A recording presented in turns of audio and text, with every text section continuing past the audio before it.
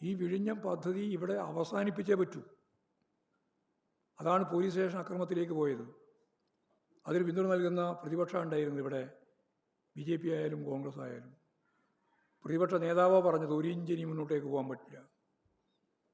നല്ല നിശ്ചയദാർഢ്യത്തോടുകൂടി ആ കലാപശ്രമത്തെയും അതിജീവിച്ചുകൊണ്ടാണ് തുറമുഖമുണ്ടായത് എന്ന കാര്യം മറന്നുപോകാതിരിക്കാൻ ഞാൻ ഒന്നുകൂടി ഓർമ്മിപ്പിച്ചു എന്ന് മാത്രമേ ഉള്ളൂ. അപ്പോൾ അത് കേരളത്തിൻ്റെ മാത്രമല്ല, ഏഷ്യയിലെ തന്നെ ഏറ്റവും വലിയ ഒരു സംരംഭമായിട്ട് മാറിക്കൊണ്ടിരിക്കുകയാണ്. നമുക്ക് വലിയ രീതിയിൽ മുന്നോട്ടേക്ക് പോകാൻ സാധിക്കും എന്ന കാര്യത്തിൽ സംശയമില്ല. കേന്ദ്ര ഗവൺമെൻറ് ഇതിന് സാധാരണ രീതിയിൽ തരുന്ന, കടമായിട്ടല്ലാതെ തരുന്ന ഗ്രാൻറ്റ് ഉണ്ടായിരുന്നു. എല്ലാ തുറമുഖങ്ങൾക്കും അതുപോലെ വൻകിട പദ്ധതികൾക്കും ഈ വയബിലിറ്റി ഗ്യാപ്പ് ഫണ്ട് ഗ്രാൻറ്റായി നൽകിയിരുന്നു. ആ വയബിലിറ്റി ഗ്യാപ്പ് ഫണ്ട് തന്നില്ല എന്ന് മാത്രമല്ല, നമ്മളോട് പറഞ്ഞത് 817 കോടി രൂപ വായ്പയായി നൽകുക മാത്രമേ ചെയ്യാൻ പറ്റുള്ളൂ എന്നാണ്. അപ്പോൾ നമുക്ക് ഗ്രാൻറ്റായിട്ട് പണമൊന്നും തരാൻ കേന്ദ്ര ഗവൺമെൻറ് തയ്യാറുണ്ടായിരുന്നില്ല. സംസ്ഥാന സർക്കാർ ഇതുവരെയായി 4771 കോടി ഉറുപ്പിക ഈ തുറമുഖത്തിന് വേണ്ടി ചെലവഴിച്ചു എന്നുള്ളതും, ഇനിയും ആവശ്യമുള്ള സഹായം നൽകി രണ്ടാം ഘട്ടവും മൂന്നാം ഘട്ടവും നാലാം ഘട്ടവും കൃത്യമായിട്ട് പൂർത്തിയാക്കാനാവുമെന്ന് തന്നെയാണ് പ്രതീക്ഷിക്കുന്നത്. ഇന്ന് പത്രത്തിൽ വളരെ പ്രധാനപ്പെട്ട ഒരു വാർത്ത പ്രസിദ്ധീകരിക്കപ്പെട്ടിട്ടുണ്ട്. ഭരണഘടനാ സ്ഥാപനങ്ങളിലേക്കുള്ള എക്സിക്യൂട്ടീവിൻ്റെ കടന്നുകയറ്റത്തെ പറ്റിയാണ് വളരെ ഗൗരവതരമായി സുപ്രീം കോടതിയുടെ ജസ്റ്റിസ് ഉജ്ജൽ ഭൂയൽ ഇന്ന് നിങ്ങളെല്ലാം പത്രത്തിൽ വായിച്ചു, വാർത്ത വരികയും ചെയ്തു. വളരെ അപകടകരമായ ഒരു കാര്യമാണ് അദ്ദേഹം ചൂണ്ടിക്കാണിച്ചത്. മധ്യപ്രദേശിലുണ്ടായിരുന്ന ജസ്റ്റിസ്, അദ്ദേഹം അതുൽ ശ്രീധർ മലയാളിയാണ്. അതുൽ ശ്രീധർ അദ്ദേഹത്തെ അലഹബാദ് കോടതിയിലേക്ക് സ്ഥലം മാറ്റി. ഛത്തീസ്ഗഡ് ഹൈക്കോടതിയിലേക്ക് മാറ്റാനാണ് കൊളീജിയം തീരുമാനിച്ചിരുന്നത്. പക്ഷേ അന്നത്തെ ചീഫ് ജസ്റ്റിസ് ആയിരുന്ന ഗവായി അദ്ദേഹത്തെ ഛത്തീസ്ഗഡിലേക്ക് സ്ഥലം മാറ്റാൻ തീരുമാനിച്ചതിൻ്റെ മേലെ കേന്ദ്ര ഗവൺമെൻറ് സർക്കാർ നിർദ്ദേശിച്ചതിനനുസരിച്ച് അങ്ങനെ തന്നെ എഴുതി. കേന്ദ്ര സർക്കാർ നിർദ്ദേശിച്ചതനുസരിച്ച്, കേന്ദ്ര സർക്കാർ നിർദ്ദേശിക്കാൻ പാടില്ല.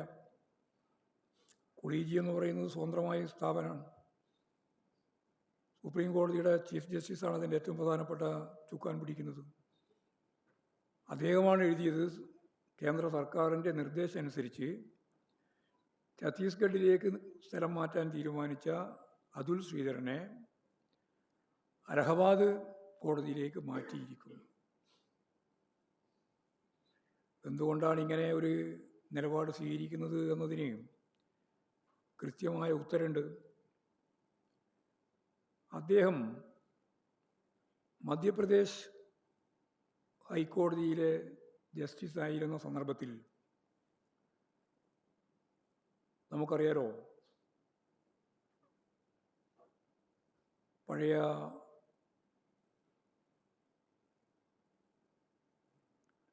നമ്മളും പാകിസ്ഥാനും തമ്മിലുണ്ടായിരുന്ന പ്രശ്നം, അത് ഓപ്പറേഷൻ സിന്ദൂർ എന്ന പേരിൽ കാര്യങ്ങൾ കൈകാര്യം ചെയ്തപ്പോൾ കേണൽ സോഫിയ ഖുറേഷി പത്രസമ്മേളനം നടത്തി എന്താണ് സംഭവിച്ചത് എന്ന കാര്യം കൃത്യമായിട്ട് അവതരിപ്പിച്ചപ്പോൾ അവർക്കെതിരായി മധ്യപ്രദേശിലെ BJP മന്ത്രി വിജയ് ഷാ വലിയ കടന്നാക്രമണം നടത്തി, വർഗീയ കടന്നാക്രമണം നടത്തി. ആ വർഗീയ കടന്നാക്രമത്തെ പറ്റി മധ്യപ്രദേശ് ഹൈക്കോടതി ജസ്റ്റിസായിരുന്ന അതുൽ ശ്രീധർ സ്വമേധയാ കേസെടുത്തു. ആ ഒരു പകയാണ് യഥാർത്ഥത്തിൽ ഇദ്ദേഹത്തെ മാറ്റാനിടയാക്കിയത്. മാറ്റുക എന്ന് പറയുമ്പോൾ അതിൻ്റെ ഫലമായിട്ടുണ്ടാകുന്ന കാര്യവും പറയുന്നുണ്ട്. ഇതിനു മുമ്പ് ജമ്മു കാശ്മീരിൽ ഇദ്ദേഹം ഉണ്ടായിരുന്നപ്പോൾ നിയമവിരുദ്ധമായ അറസ്റ്റും തടങ്കലിൽ പാർപ്പിക്കുകയും ചെയ്യുന്ന പ്രശ്നത്തിനെതിരായി നിലപാട് സ്വീകരിക്കുകയും ചെയ്തിട്ടുണ്ട്. അപ്പോൾ ഭരണകക്ഷിക്ക് എതിരായ അല്ലെങ്കിൽ അവരാഗ്രഹിക്കാത്ത നിയമപരമായ നിലപാടുകൾ സ്വീകരിക്കുന്നവർക്ക് രക്ഷയില്ല എന്ന പ്രശ്നം ഉയർന്നു വന്നാൽ അതുണ്ടാക്കുന്ന ഭരണഘടനാപരമായ പ്രശ്നം വളരെ ഗുരുതരമാണ്. അതിപ്പോൾ ഒരു ജസ്റ്റിസ് തന്നെ തുറന്നു പറഞ്ഞിരിക്കുകയാണ്. ഇതിൻ്റെ ഭാഗമായിട്ടുള്ള സംഭവം അദ്ദേഹം തന്നെ പറഞ്ഞു. പേര് പറഞ്ഞിട്ടില്ല എന്നുള്ളൂ, അത് ശ്രീധരൻ എന്ന് പറഞ്ഞിട്ടില്ല, ജസ്റ്റിസിൻ്റെ പേര് പറഞ്ഞില്ല. പക്ഷേ അദ്ദേഹം പറഞ്ഞു ഛത്തീസ്ഗഡിൽ പോയിരുന്നുവെങ്കിൽ അദ്ദേഹം കൊളീജിയത്തിൻ്റെ ഭാഗമാവും. എന്നാൽ അലഹബാദിലേക്ക് പോയതോടുകൂടി തരം താഴ്ക്കപ്പെടുക. ഇത് ആ സീനിയോറിറ്റി പോയി, ഹൈക്കോടതി കൊളീജിയത്തിൻ്റെ ഭാഗം അല്ലാതായി. അതിനു വേണ്ടിയിട്ടാണ് ഈ കാര്യം നിർവഹിച്ചത് എന്ന് ഇപ്പോഴും പേര് പറയാതെ തന്നെ കൃത്യമായിട്ട് പറഞ്ഞു വെച്ചിരിക്കുകയാണ്. ഞാൻ നേരത്തെ പറഞ്ഞതുപോലെ ഈ ഉജ്ജൽ ഭൂയൽ ജസ്റ്റിസ്. ഇത് വളരെ ഗൗരവമുള്ള ഒരു പ്രശ്നമായിട്ട് തന്നെയാണ് കാണേണ്ടത്. മറ്റൊരു പ്രധാനപ്പെട്ട പ്രശ്നം SIRൻ്റെ ഭാഗമായി ഇപ്പോൾ ഒഴിവാക്കപ്പെടുന്നത് പോലെ തന്നെ ഉൾച്ചേർക്കുന്നതിൻ്റെയും ഭാഗമായിട്ടുള്ള പ്രശ്നങ്ങൾ പുറത്തു വന്നിരിക്കുകയാണ്. വോട്ടർ പട്ടികയിൽ പേര് ചേർക്കാൻ ലഭിക്കുന്ന അപേക്ഷകളുടെ ലിസ്റ്റ് വെബ്സൈറ്റിൽ പ്രസിദ്ധീകരിക്കുന്നില്ല. പകർപ്പ് രാഷ്ട്രീയ പാർട്ടികൾക്ക് ലഭ്യമാകുന്നതുമില്ല. ഇത് അടിയന്തരമായിട്ടും ലഭ്യമാക്കേണ്ടതുണ്ട്. കാരണം നിലവിൽ കമ്മീഷൻ്റെ വെബ്സൈറ്റിൽ പട്ടികയിൽ ഉൾപ്പെടുത്തിയതായി കാണപ്പെടുന്ന നമ്പർ അത് ഏതാണ്ട് 26 ലക്ഷത്തിലധികമാണ്. അതിപ്പോൾ അടിയന്തരമായിട്ടും പരിശോധിക്കാൻ സാധിക്കുന്നില്ലെങ്കിൽ ഇത്രയും പുതിയ വോട്ടർമാർ എങ്ങനെയാണ് വോട്ടർ പട്ടികയിൽ ഉൾപ്പെടുത്തപ്പെട്ടത് എന്നുള്ള കാര്യം സംശയം തന്നെയാണ് നിലനിൽക്കുന്നത്.